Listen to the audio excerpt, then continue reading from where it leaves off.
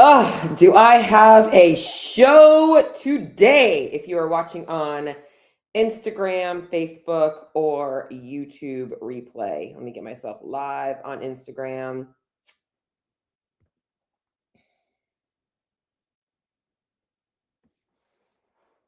All right, let's see. Am I live? Am I live on Instagram? Somebody give me a hello. Hello, SFO2. Run for Your Life, 1978. You must be born in 1978. 70s. Guys, I have a show for you guys today. I'm going to be talking about the GLP-1 craze today. I got a lot of thoughts, and I want to start by telling you guys this is not going to be bashing GLP-1s, nor is it going to be promoting. This is neither. I want to give an unbiased opinion on what is going on for those of you guys that are interested or might even be taking a GLP-1 yourself. And if you are, I want you to feel truly empowered by your decision to do so if you are applying it the right way. So I am going to be going into the weeds today on GLP-1 drugs. I got a lot of thoughts about it. So if this is a topic that interests you and you guys have some questions about it, please drop your questions. And I'm going to be honest, I might not know the answer right away because these medications are still, there's more stuff being found out. So some of your questions I might not have actually looked up yet. So I've been doing a lot of research and have been doing research over the years on them. But I don't typically promote, like I said, I'm not trying to bash. It's just not something that is typically a go-to in my profession or what I do with my clients. And I'm going to explain a lot of why, and also let you guys know in full transparency, I do have clients that are on GLP-1 drugs, and I want to empower them to know that they are making the right decision for themselves based on where they're at, and explain to you guys when there is a good time to use a GLP-1 and give you guys a little bit of education about it. So Mal Doll, hey, I think I know, I don't know, do I know you, Mal? I don't know. I got Molly. I feel like I know that person, but we're going to find out. All right, so let's go ahead and hop into it. If you are watching the replay, I'm sorry, I just love to see who's actually live. And if you are live, give me a hello. Let me know that you're watching. But we are going to roll right into it because this is a topic that I have really been wanting to talk about for a long time and have kind of put it off. I'm going to be quite frankly because of my own insecurities in talking about it, because I feel like I don't want to ever offend anybody. I don't want it to come off offensive if you are somebody who is taking one, because again, I don't have an opinion. I don't judge. I simply want to put education out there to get women to understand why these medications work and if and when they are something that you should be using. And right now, what I just see is this world of women that are, I mean, the new term is skinny talk and Ozempic face are the two things I'm thinking. But there's so many people out there using them, celebrities, CrossFitters, different people, just influencers, and they're just using them and promoting them, and they look sickly and they're losing weight so quickly. And it's so hard if you are somebody that is, really trying, you're trying to fix your hormones, you're trying to figure out your body composition, you're trying to figure out the scale, and then you see your, Joe Schmo or your friend in the class is like losing weight so quickly. It's, of course it's going to be tempting. And I want to explain to you, because even doctors, I feel like, are kind of making it easier for your decision to be, yeah, let me just try it and see what happens. And I want to really help you guys maybe think twice about going that route. In fact, I could go down a whole rabbit hole of the fact that we were all so afraid of putting a COVID vaccine in our bodies, which, by the way, I never got COVID vaccinated. And this is not a political episode because I'm not into politics, but I never got the COVID vaccine because I'm like, I'm not getting this thing injected in my body that I don't even know how long it's been around.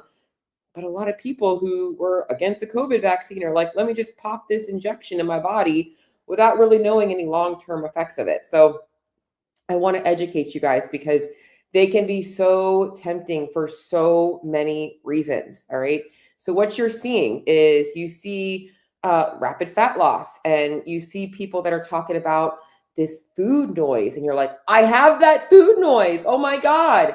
And you're like, oh my God, the food noise is gone. Okay. and you're beating yourself up because you can't seem to stick to the plan. And you're like, well, maybe this will make it easier for me to stick to the plan. And it seems like it's almost easy, right? Like you see people, they're like, you see these Instagram reels where people are like shoving food away, and you're like, what would it be like to feel like you could just push a plate away? In fact, oh my gosh, I was doing some reflection back to my childhood, and I wanted to make a post about this, but I haven't yet, about how I can remember being like in high school and always having an appetite much larger than everybody around me. And it would like make me feel so bad when I would see. So, for instance, like, perfect example, what comes to mind? Okay, y'all remember Pop Tarts? There was 2 Pop Tarts per pack, and a serving was 1 Pop Tart. And I'm like, yo, how do you have 1 Pop Tart? You don't have 1 Pop Tart. You have 2 Pop Tarts. Like, but I would judge myself for this. Like, how can somebody else have 1 Pop Tart? Like, that's just not in my nature. Anyway, so, but the food noise, right? And it just makes it feel like that's a big thing. Not to mention, there's also a lot of people preying on women with correlation versus causation. Okay.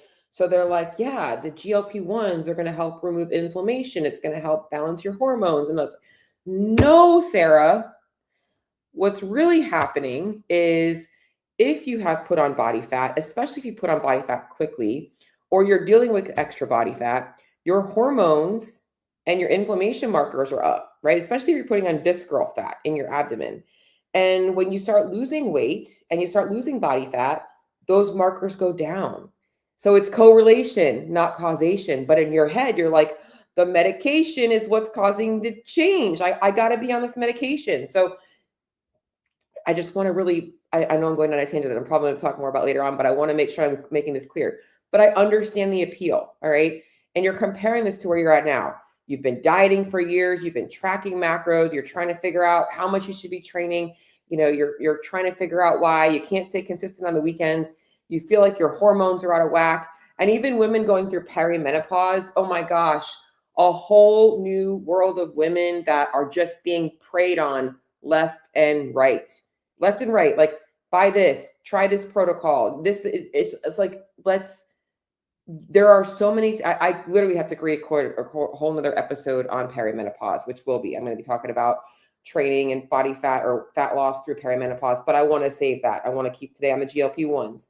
But I mean, I just want to really understand that all of these things make these so appealing. But what these drugs really do for you, so that you can understand, is it makes the one thing that is so hard for fat loss easier. I should have a mic drop right now. It makes managing hunger and the noise around hunger easier. Plain and simple. When you're on a GLP-1, you're thinking less about food, you're thinking less about it, and you're able to eat less. And what that does, it makes it easier to create a calorie deficit. Plain and simple. In fact, I've had women tell me, like, but I was trying that before. Chances are you weren't trying it the way you needed to be, whether it was you weren't tracking everything, whether your energy balance wasn't calculated correctly.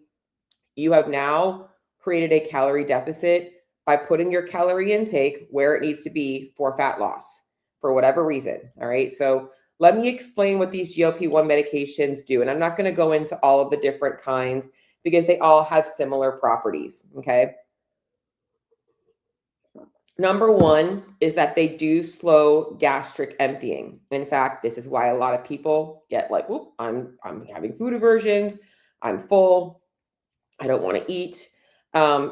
Things move slower through your gut. It increases satiety. So the way it plays on the different neurotransmitters in your brain, it impacts your leptin hormone and your ghrelin hormone.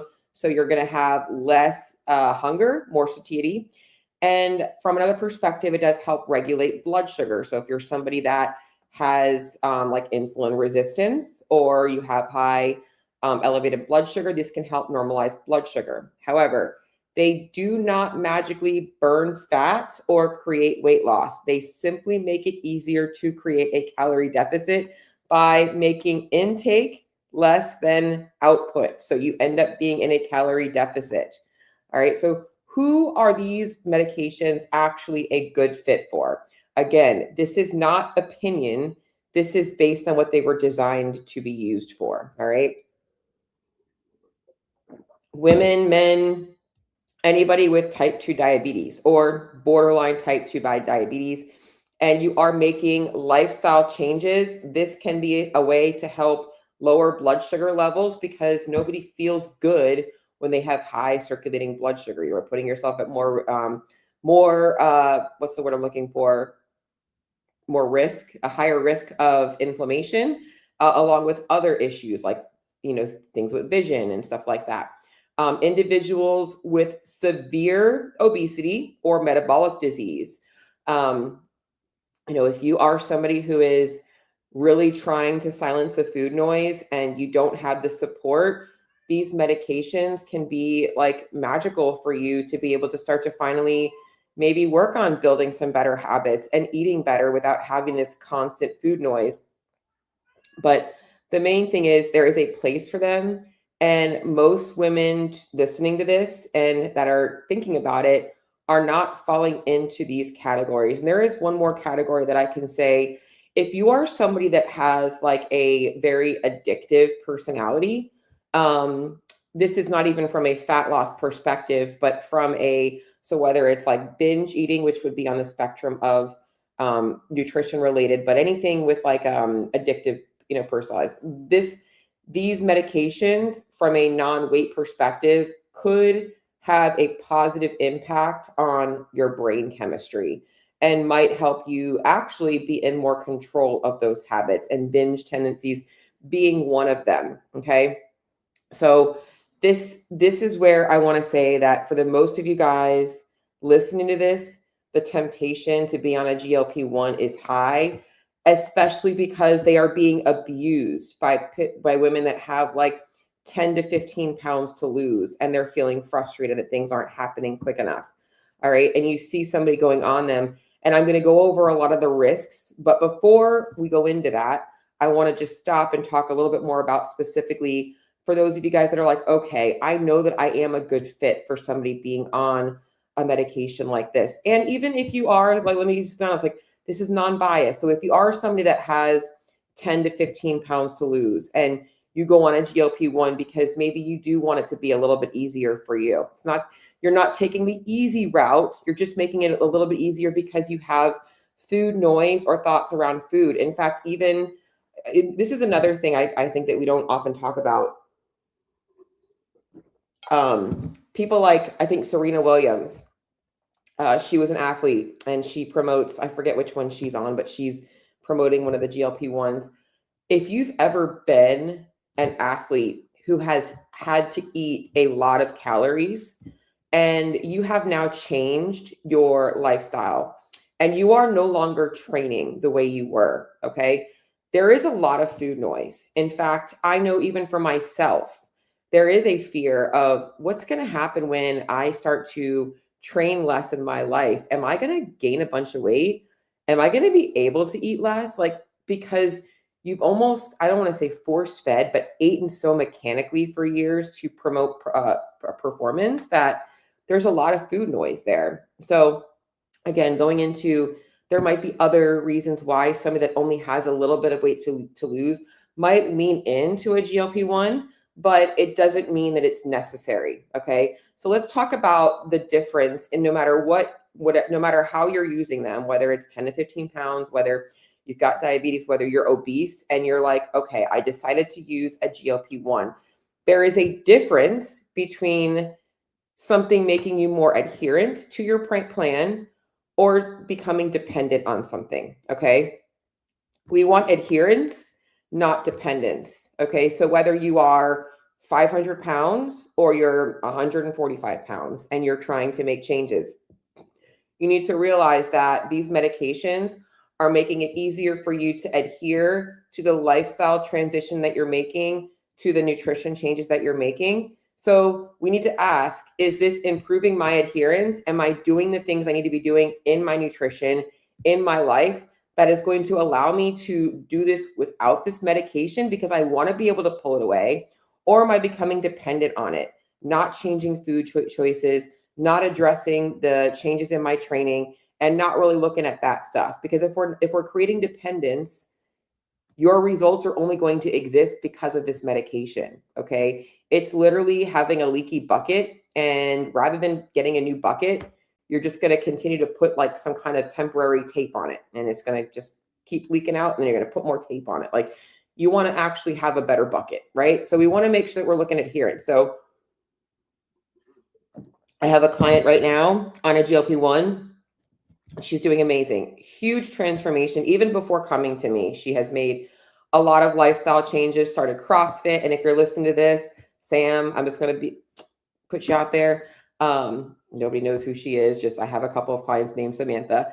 But anyways, but she's also really trying every single week to make the nutrition changes. Like, we've been prioritizing, like maybe removing some of the processed foods from her main meals, adding in more protein, looking at more fruits and vegetables.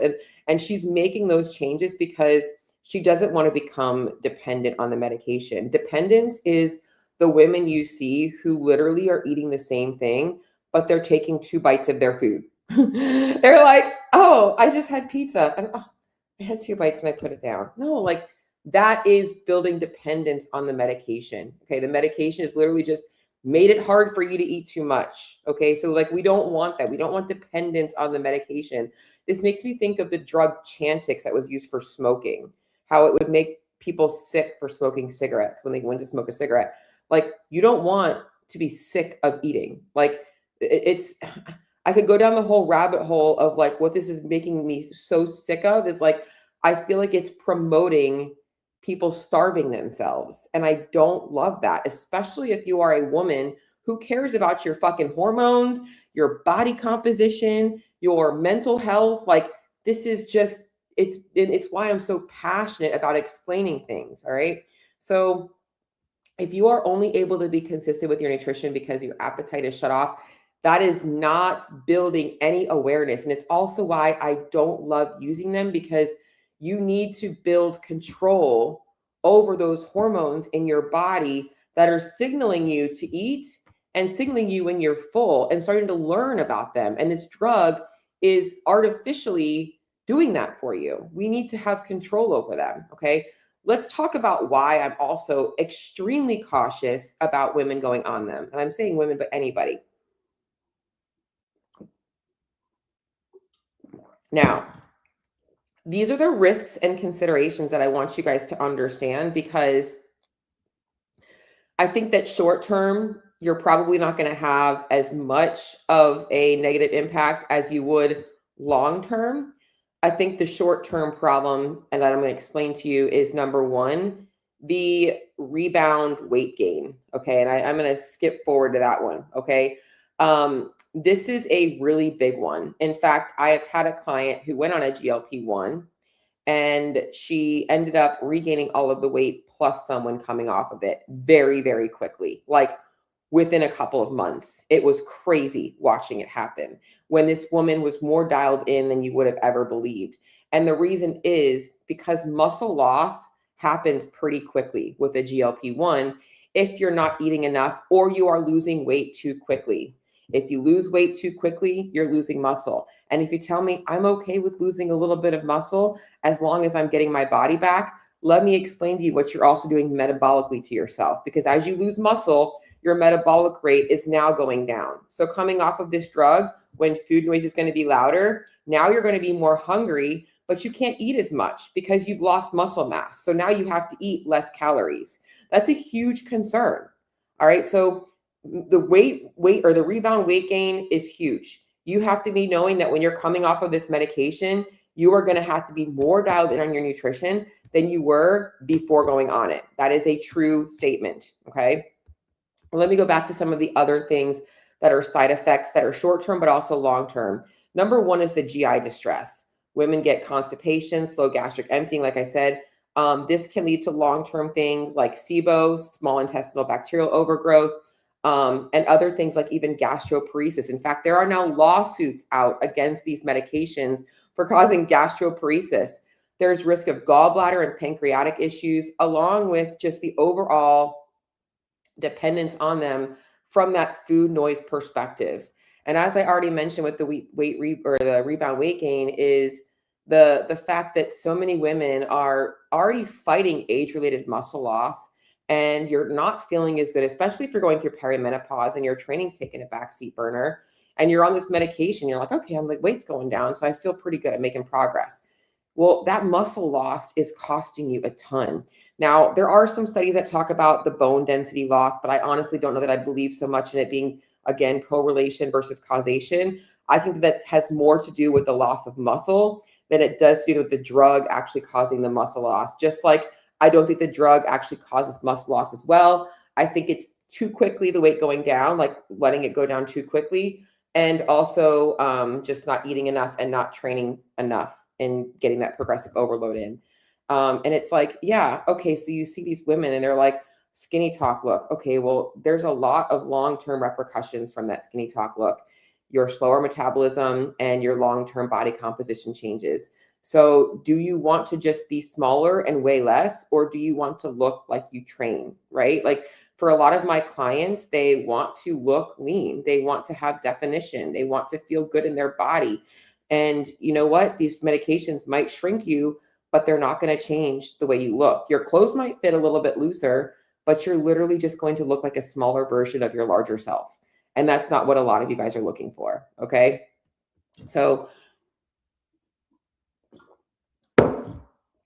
now let's talk about specifically for those of you guys in the CrossFit space who are trying to do like high intensity training and you want to train hard. These drugs are turning off those like the food noise, right? It makes it often hard for you to eat enough to support your training. So your recovery does go down. You might find decreased strength, and you might find that you have poor output in workouts. In fact, I've had women tell me, it's like, I had to come off of it because my workouts felt like crap. And it's important to understand that living lean and being somebody who values your body should not come at the expense of you also feeling good in the gym. I could also go down a whole nother rabbit hole of why I think it's so important to have goals in the gym that aren't just related to your body composition. And it doesn't mean that you have to be competitive, but you should be wanting to be excited to like lift heavier weights and to run faster and to be better at skills. And just being like, oh, I'm just going to chronically undereat myself small is like, that's literally your goal in life right now is just to lose weight. Like the gym should be a place of, I want to feel like I'm getting fitter. I want to leave the gym with confidence. And I love the progressions that I'm making. All right. So as I kind of already mentioned, and this is so important, is that, I'm going to kind of just sum this up really, is that, the problem that a lot of you guys may already know, but don't know is that when you come off the medications, you're going to have appetite. You're going to have food noise, and you're going to have to learn how to deal with those things. So while the drug is shutting those things off right now, you still have to learn those things when you come off the drug. So why go on the drug in the beginning if you can do something about it without them? Now, if you are in a place where you are eating yourself into sickness, right? I understand. And with the right team and the right training and, you're doing the things, you can start to slowly come off of it and practice those things when you have a little bit more control, because we all know that the results drive motivation, right? Like I think it's action drives motivation. If this makes it easier for you to act to create that calorie deficit, you're going to be more motivated to keep doing it, right? But you have to be in a place to understand that you're going to have to deal with that. Not to mention, okay, the rebound weight gain is huge, and you don't want to become dependent on these, right? Remember, we're looking to build adherence, not dependence. So we want to make sure we are monitoring nutrition outside of the drug, okay? So if the only thing that is managing your hunger is the medication, what's going to happen when you take it away? That's what we really have to watch out for, all right? Because that's the one thing this drug is doing for fat loss. Now, as I kind of already mentioned, that I want to just kind of more so dive into is correlation versus causation. I'm going to go back to this. I already said it again, but I really want to harp on it. I know I'm repeating myself. Okay. But I feel like I have so much more energy. My hormone levels are improving. My inflammation's down. I feel so good. Okay. Well, you're lighter. Okay. If you put on weight quickly and now you've lost it, you're going to be seeing that fast weight gain cause you to feel like shit, because it does cause a lot of inflammation. Weight gain causes inflammation. Body fat can be inflammatory in excess, especially when it's put on quickly. Overfeeding or underfeeding an organism is going to create changes in inflammation markers. Okay, so if your hormones are improving and your inflammation is better and you're feeling good, that is a side effect of fat loss, better nutrition, maybe better overall insulin sensitivity if you did have high circulating blood sugar, but it's not from the medication. Okay, it's the weight loss and the blood sugar regulation that is causing those things, not the medication itself. The medication is simply making the diet easier. And I want to keep harping on that. And that is okay to say, hey, I needed a little help getting myself into a good headspace to eat a little bit less. I was having a hard time with that. As long as you are aware that the food noise is going to come back and we have to address it. Okay. But the correlation is important to notate that it's not a causation. The medication did not directly cause those changes. It was the changes in that. Not to mention, a whole nother spectrum is a lot of women, when they go down a GLP-1, they're put on it with a multitude of other things. So if you are also starting things like HRT therapy, or you're starting some other protocol, okay, also looking at the other variables that could be impacting those things as well, not just the GLP-1. I'm talking to mostly my perimenopausal women, because a lot of you guys are also going to clinics and they're going to be giving you like testosterone, estrogen, progesterone, all the things. Okay. And so really, really, really important. So just reminding myself, I just want to remind you guys, going into, again, more repeating myself to really ingrain this. Okay. Right now, the drug is solving a symptom, not the skill. Okay. Hunger management is a skill. The drug is doing that for you. Food choices are a skill. The drug is doing that for you. Okay. Navigating social events and being moderate with portions is a skill. The drug is making that easier for you. The GLP-1s are reducing the symptoms of hunger. They aren't building the skill. So if you are never learning the skill, you're always going to need a solution. And I know that not every woman needs that. Some women are on them just because they wanted a little bit of an extra help creating a deficit. But if you are somebody that is really working on changing your life and you're eating a lot of processed foods, that these skills are important for you to develop. Okay. I think the next thing to talk about now, for some of you guys, they are medically prescribed and insurance does cover them, right? And that likely means that you are a good candidate for this. In fact, my mother was just recently recommended to go on a GLP-1 because my mother has fatty liver. She has insulin resistance. My mom is currently dealing with a lot of mental cognition issues, and it's making it very hard for her to move. So we are trying to control things with diet, but exercise is very hard for her right now. The doctor did recommend her going on a medication that would be covered by insurance. She doesn't want to go on it, so I'm trying to help her without it. But the cost of these things is huge, $800 to $1,200 a month sometimes. And if you're using it long term, that's a huge investment, right? So it's crazy to me how women will spend this kind of money on a medication, but will not spend that kind of money on doing the work for themselves. Okay. And that's not every woman, but there are a lot of women out there who don't invest in coaches, and they should. And I have women that do both. They're like, I'm going to invest in a coach and I'm going to be on this medication because I know I need both. I need the accountability, I need the support, but I also need a little bit of help. Okay. So it's really important for you to ask yourself, is this realistic plan from a budget wise for me to continue on? Because exit strategy on these drugs is so important. Okay.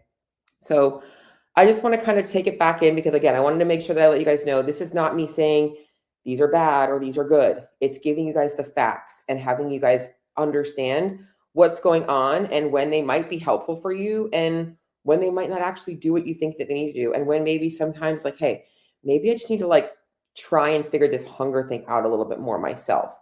We can always navigate things. That's what I do with a lot of my clients. All right. But short term, I want you to realize that they do help with maybe breaking some binge cycles, reducing extreme food noise, and helping you gain some traction. But they should only be used if you are learning new habits, you have a solid nutrition plan, and you are strength training. If you are not supporting it with behavior change, this is literally not going to help you long term. You are going to spend a lot of money to feel good about yourself for a very short snapshot of your life and not ever actually sustain it. Okay. So most women do not need to be more aggressive, in which case that's what a lot of these medications are. You need something that's more in line with what you need. And that means understanding that, listen, even if you are a woman going through perimenopause, you're not broken, okay? Your body has changed metabolically. Your body has adapted to the changes that are going on.